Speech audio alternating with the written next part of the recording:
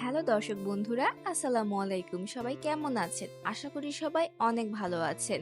Eagle টিমের জনপ্রিয় ধারাবাহিক নাটক সত্যের মৃত্যু নেই এর গত পর্বে আমরা দেখেছি এক চরম উত্তেজনা।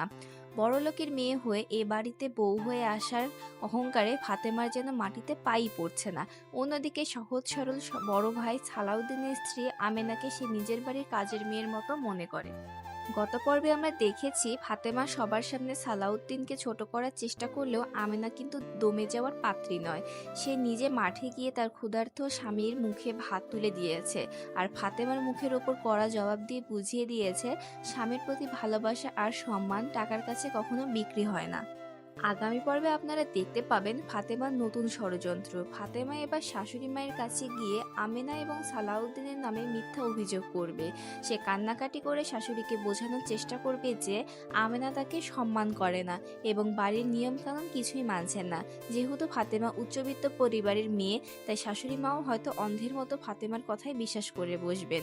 শুরু হবে আমেনার ওপর নতুন মানসিক অত্যাচার। সহজ সরল সালাউদ্দিন কি পারবে তার স্ত্রীর পাশে ঢাল হয়ে দাঁড়াতে, নাকি ফাতেমার অহংকারের আগুনে পুড়ে ছাই হয়ে যাবে এই সংসারের শান্তি?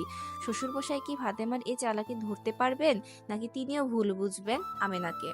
এই সব প্রশ্নের উত্তর, ফাতেমার নতুন চাল এবং আমেনার টিকে থাকার লড়াই সবকিছু মিলিয়ে আগামী পর্ব হতে চলেছে টান টান উত্তেজনায় ভরপুর।